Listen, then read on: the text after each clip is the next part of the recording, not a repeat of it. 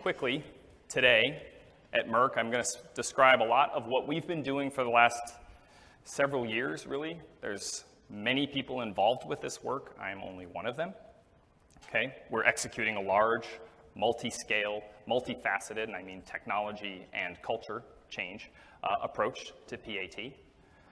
We've had a lot of success with various traditional tools, but we are always looking to extend our understanding to have the best process when we get to filing and into a commercial space. So new technology is always something we're looking at. Within process research and development, I might call it PRD if I get stuck on acronyms. I know many of you work at large companies. It's hard to not be in the acronym soup. I will try. Okay, but some of them are just long. So process research and development, PR&D. We're trying to enhance the integration across different functional areas of expertise. So PAT is one of those things that is inherently, by definition, process, analytical, technology. It is at an interface. And if we're going to successfully apply it, we need to be able to leverage the expertise of these different functional groups to work together collaboratively as a partnership, not as a service group, not as a support group, not as, oh, we've got a problem. We're all out of ideas. Let's try PAT. That's not the position we want to be in. So within PR&D, we believe currently, so there are pockets of expertise and excellence. Shane presented some of that work earlier today. Right? But as an organization on the whole, we're not consistently generating or analyzing this data in the way that we need to achieve these goals of the best science at the filing. The intention is that this data-rich experimentation becomes fundamental to the work that we do. It is part of our everyday work. It's not, oh, we did it for that one because it was convenient. It's, if you haven't done it, there needs to be a very good reason why not. We need to utilize it by everyone, and that's challenging, okay? And this is the culture change part, which I'll talk about a little bit later. Getting everyone on board with saying, we're gonna collect a lot more data is not always easy. It's more work, oftentimes, and if you can use automation, perhaps you lighten that barrier, but at the end of the day, you're generating a lot more data. For people who like to analyze a lot of data, that's great.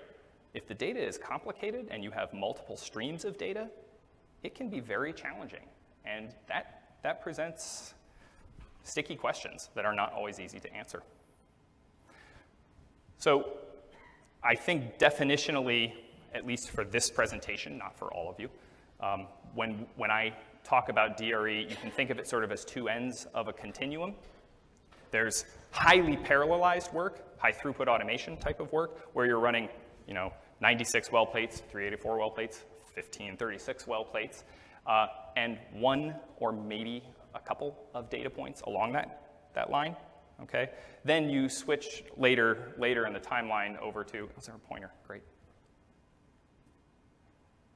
Down towards the lower throughput area where perhaps you're later in the development timeline, you are closer to what you're trying to define as a commercial chemistry process, and you really want to dig into the details, understand reaction mechanisms, drive out that last bit of yield, and reduce the process mass intensity as much as possible to get the best commercial product going forward.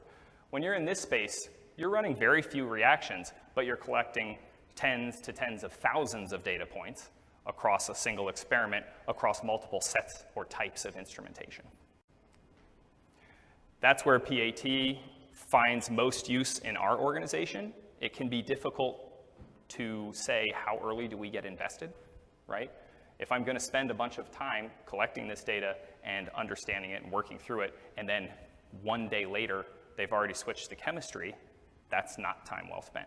And those are things that we struggle with, is when do we engage appropriately? So within small molecule process research and development, we think PAT offers this capability to collect data that generally is considered inaccessible. So reactive intermediates, you've seen some of that. Many of you will have examples where you think something is happening, but as soon as you put it on a column, whatever is there or was there you can't collect. And let's be very clear, column chromatography is bread and butter for a lot of this type of work. It has to be. And that is driven because of its capabilities and also because regulatory agencies understand its capabilities. So within our space, the biggest challenge is how do we effectively engage and provide impact across an organization that is rather large and working very dynamically with such a small number of people. So just to put some numbers to this, PR&D, small molecule, has roughly, let's say, 300 people. The PAT subject matter experts, 2 of them are in this room, and there's a total of about 10, okay? So there is not many of us who do this type of work, and that's a challenge, right?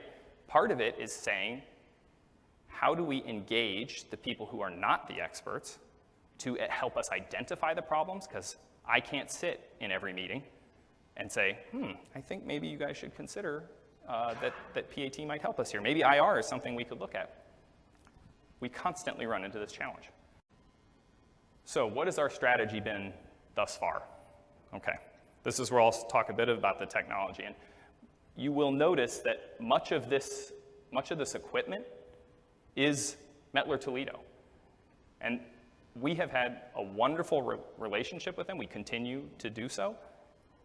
I'd encourage any of you who have questions to seek out the people in this room. They're happy to answer them, always. And that has really helped us. You've seen a lot of the work we've presented, I'll present today, Shane presented, and at many of these types of forums, involve us saying, we're kind of trying to push the boundary of perhaps what this technology can do, help us find a way to do it. So that relationship's important to us, and I do want to highlight it. From our perspective, we'd like to be able to have the same capabilities as much as possible at all 3 scales. At the lab scale, where we're doing the bulk of the work, but then, as we've seen during several of these talks, running at larger scale is expensive and time-consuming, and usually starts to involve many more people. So besides the cost of goods and all that, there's personal time that needs to be added into that equation. Those things make it expensive to do, and it means that when you're doing it, you need to get the most out of it. That mindset is something that's very important to us. We continue to try and push it throughout the organization. And by and large, I think that that is something that everyone appreciates, at least within our space at this point. Well, many people. So the goal here then is to say, as we move from the lab scale up to the prep lab scale, up to the pilot plant SSO scale, that we can use the same technologies as much as possible, and part of that helps us lower the barrier to use, okay? And I'll say a little bit more about that. These tools include IR, FBRM, RAMA, and PVM, all of the things I've put on this slide, including things that may not be commonly used. You saw dissolved oxygen sensors, pH sensors, that sort of stuff. We use all of them, anything that we can that will help us understand the process. So at the lab scale, this is what one of our hoods look like. We have many of these in multiple buildings. What we can do is go from 8 mil vials up to 100 liters, which you saw in a picture earlier today, using largely the same software, right? That's remarkable for many of you who perhaps have done data integration from across different scales. You usually spend most of your time cleaning the data up and getting it aligned. When I work in this environment, I don't have to do that. Okay, I can have a Raman on one computer, I can have the IR on another computer, on a cart, whatever. I can look at everything on one screen. So being able to bring my chemistry, or work with the team on the chemistry in one spot and collect all the data we could hopefully need is wonderful. And I do think that it's worth pointing out that this is a very important part of the, as I said, that activation barrier. When you present this sort of environment to people who perhaps aren't gung-ho on PAT or data-rich experimentation, at the very least, they're able to see a consistent interface for working with these data sets. And getting people to use stuff takes that. If every time someone looks at something, they have to relearn it or it's different, that's a part of the culture change, which we are working to identify, or working to address. Now, within the prep lab, I won't spend long on this slide only because I think you saw some nice work earlier today. what we did was say, okay, we're running in 10-liter vessels up to 100-liter vessels, it's taller than me. What's the best way to do this? If we have fixed PAT, meaning connected to a single vessel, then we will sort of be asking whatever chemistry comes through to, well, fit your chemistry to the vessel. And in reality, that won't work. Okay, sometimes the chemistry has to be run at a certain scale. That's driven by, again, cost of goods, program timelines, needs, that sort of stuff. Things that aren't in our control. So what we wanted instead was to look at a solution that said, how can we be portable, at least at this scale still? The technologies we went with were FTIR, FBRM, and you saw a picture of Keith standing with a really long easy sampler this morning. So that equipment is currently installed and is supporting programs as we speak. Okay, some of that's happening back in Rahway right now this week. And I'll comment quickly here that the partnership with automation, when you're talking about PAT, is critical. I mean, there is a definitional difference between them, but they go hand in hand. I don't think you can do one very well without the other. So the automation side of this is also quite important in that lab. Again, you saw much of that this morning. In the pilot plant, now you're talking really large scale, and this is where things get a little more challenging. It's not possible to have portable equipment that's in vessel. So we can move portable equipment around and put recirculation loops on these large vessels. That's not an impossible solution. It's not something generally that is well received. Part of that is because we might be running GMP batches or we're running things at very large scale, right? And if there's even the perception that you're taking batch out of the reactor and there's any risk to it, as whether that is real or perceived, it becomes the reality. So that's again, I'm trying to be honest about some of the culture challenges that we've had with this. So it's okay, it has driven us to try and move towards in-vessel PAT solutions at that scale. However, in this case, we do have to say these are fixed because the investment is just too significant on these types of vessels, and the probes perhaps are custom and that sort of stuff. So, or the ports for how you get them into the vessel. So in that case, we've moved, from years ago in 2013, where we had many things in recycle loops to many things in vessel, and that's where we want to be. This has actually been quite important. It turns out, the pilot plant scale work, they had many of these capabilities years ago, but what would happen was teams would say, oh, let's collect some of this PAT data for the work we're doing, and that pilot plant folks would get it all prepared. It takes time. It wasn't what they were using on every batch, familiarity with it.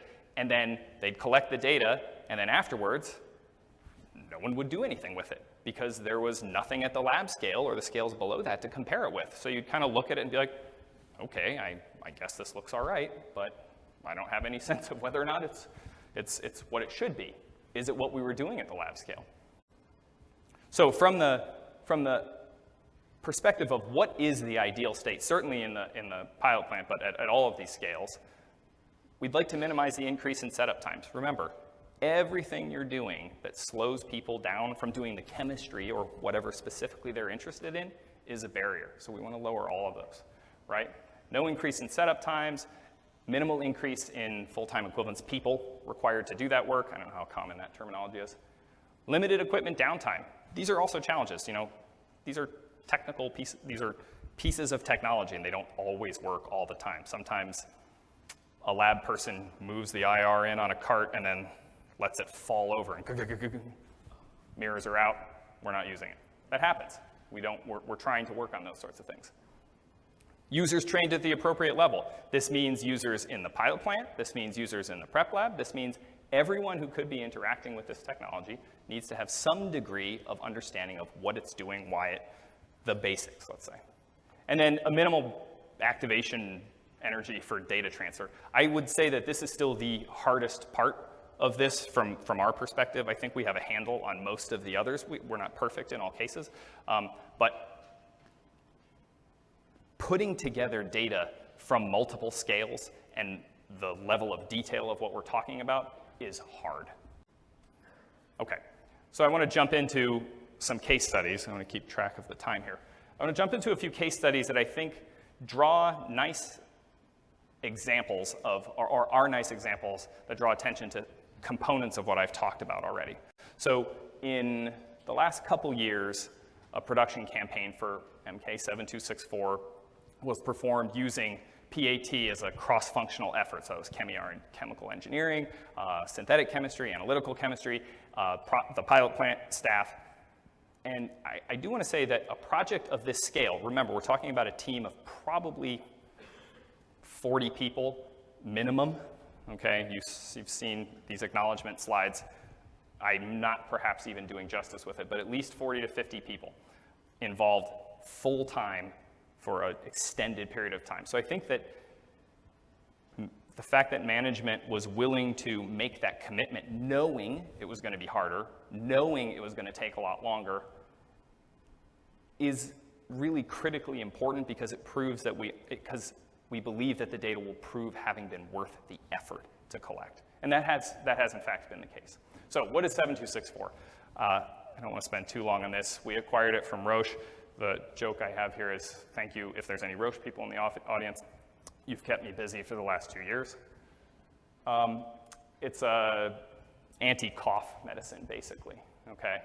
And the projected volume is quite high. So 50 metric tons is a pretty large amount of material these days, as compared to many of, perhaps, let's say, some of the oncology drugs, which might be, significantly less, let's say. Process research and development's mindset is, again, let us have the best process when we come to file this. So here's the synthetic route for this chemistry. You can spend time looking at this, but don't bother because I'm not going to talk about it to any degree. The point is not to review it. I will note that this team has done an excellent job in general when we acquired it. So PMI is something called process mass intensity for people who may not know that. The idea is to minimize the amount of environmental burden, so it's more green, let's say. First of all, they lowered the process mass intensity. Second of all, they increased the yield, and they dropped the cost of goods. Like, those are the 3 plots that you'd like to see for every one of these kinds of things. Make it cheaply, make it cleanly, make it well, and make a lot of it if required. So this is the chemistry. So when the body decided to perform a PAT campaign on this and say, we really want to make this commitment, we really want to understand this, we know we're going to go to every single one of these steps, and we're going to try and understand everything we don't know. So when this happened, the team had already been working on this for more than a year. And we sat down with the various project leads and we said, okay, what do you even have left? Because we weren't sure they'd have a lot to say. They came up with a list. Now the point here, again, don't bother reading all of this. The point is that even after a full year of everyone dedicating the bulk of their time on their respective steps, there's still a lot of stuff that they didn't understand. There were still a lot of things that they wanted to know to be confident that this was the process that they wanted it to be. This first step, I think, is a nice example of using lab scale data to make pilot scale decisions. Okay? This next step is a good example of using lab scale data to not have to do certain things at the pilot plant scale. And this last step, this final one, step 4, is a really nice example of engaging non-subject matter experts in solving the problem, okay? So I'll go into these in a little more detail.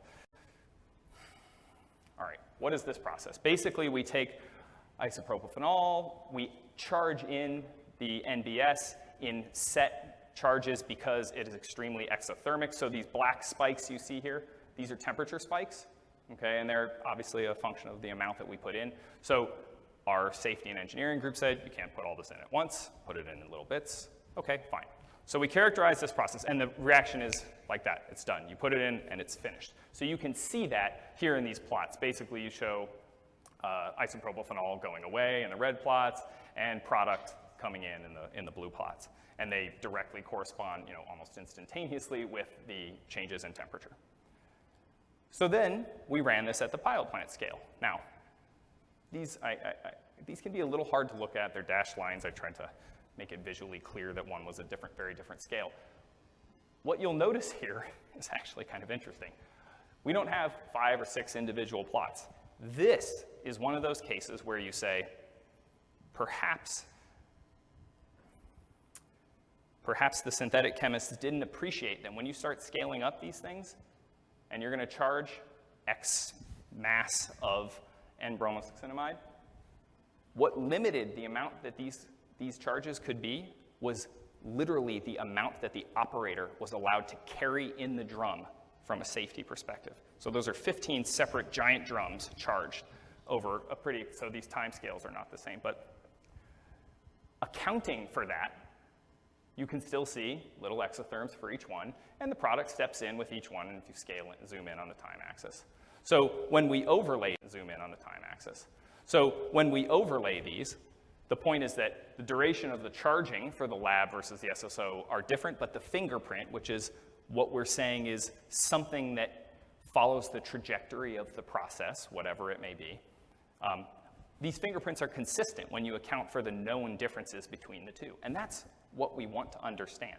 Sometimes we have to make different decisions at a large scale that we aren't anticipating making when we do the work in the lab scale. The lab scale work was probably done 3 months before the SSO scale work. Now, on top of that, we were collecting online UPLC data. So that did go through a recirculation loop with the TFF, and it was auto-sampled out of that tube. So these the circles, okay, are the UPLC traces, are the UPLC pulls, and the IR traces are in the blue. So again, like you've seen in many of these data sets, we were able to very carefully very easily, I should say, train the IR data to follow the offline analytical samples so that if we have problems with the UPLC, which I'll talk about in a minute, we can see what we want to with basically an orthogonal technique. I will make a comment about the online UPLC, so I don't want to go back and forth on slides too much, but I will say this. The online UPLC, so one of the things that we learned from this campaign was that we have a good technology for certain situations. That's not super surprising or a particularly profound statement, but it turns out it really is challenging to pull samples from things that could be at 115 degrees or things that could be extremely viscous with entrained gas at 10 degrees or 0 degrees. And we ran into a variety of challenges with the online sampling technology. That's something that I think is an area for development within the industry. We certainly didn't find the perfect solution, but when it worked very well. So what I will say is some of the bumps that existed in that data set, we ran this multiple times in the pilot plant scale, maybe 3 or 4. After the first run, we said, wow, this is noisier than we expected, and we got some of the pilot plant folks involved and some of the analytical people involved and said, why do we think there's so much variability here? In the end, we're running at reflux, and if we put a head pressure on the vessel, we could get much better sample pulls with the auto sampler for the UPLC, okay? And then optimizing the recycle loop flow rate also made a difference for that. Those kinds of things were done on the fly between batches, and turned out we got excellent data for the second one. So one more sort of like bonus shot that happened from this was while we were doing the lab work, for those of you, this is sort of back to Dom's introduction, I spent a different part of my lifetime doing materials characterization for these, so polymorphism and that sort of stuff. Turns out what we were trying to isolate was a Hemi-Dabco co-crystal. And if you accidentally mischarge, which, let's be honest, happens sometimes at scale, if you accidentally mischarge the amount of Dabco at the wrong time, you crash something else out. Now, it happens that we were watching this with PVM, sort of optical microscopy for people not familiar with the acronym, real time, and Raman. We saw that morphologically, there was a difference between what we were expecting and what we actually saw, and the Raman trace showed a difference. So Raman is frequently very sensitive to polymorph changes. Okay, you can use that, so take that back with you and use it if you need to. In the end, we partnered with our molecular materials characterization group. We got single crystal X-ray data that confirmed this, in fact, was a mono-Dabco co-crystal and helped us be aware of that as a potential risk from a thermodynamic perspective for this process. So, next step, I don't have a lot of time. The next step is looking at using lab scale work to eliminate unnecessary work at the pilot plant scale or elsewhere. This step generates carbon monoxide unintentionally. It's a byproduct. It happens to be a very efficient way to make this molecule, but carbon monoxide is a byproduct. Carbon monoxide is not a friendly gas. It's dangerous for everyone, and there's pretty significant EPA restrictions on them. So the goal was, okay, at lab scale, let's build a calibration curve. Let's understand this step so that we can do the proper addition rates at the pilot plant and make sure that we don't violate the EPA rules. And then work with the FC group to do that. So what we did in the end was set up dual mass flow controllers. And similar to what you heard this morning, we set up dual mass flow controllers. I programmed in a rather extensive routine that moved through nitrogen carbon monoxide, went home, did this several nights in a row to make sure I was confident at different flow rates and that sort of stuff. Built this routine, went home, came in the next morning, had a wonderful calibration curve.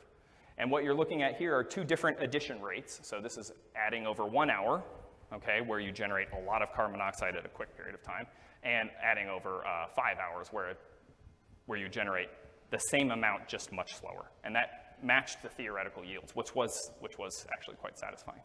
So the point is that by accurately calibrating these systems, we had excellent quantification of the carbon monoxide emission. And then we could vary the addition times consistent with these expectations. What I think is important to take away from this is that using the PAT and the automation, we could quantify this very well. And that has allowed us to make decisions about purchasing scrubber equipment at other facilities. Now, the EPA has a certain set of rules. Singapore has a different set of rules. Ireland has a different set of rules. We're able to use data that we collected one time over the course of a month in the lab to make decisions for the last 2 years and going forward about how we're going to do these sorts of processes. That's just invaluable.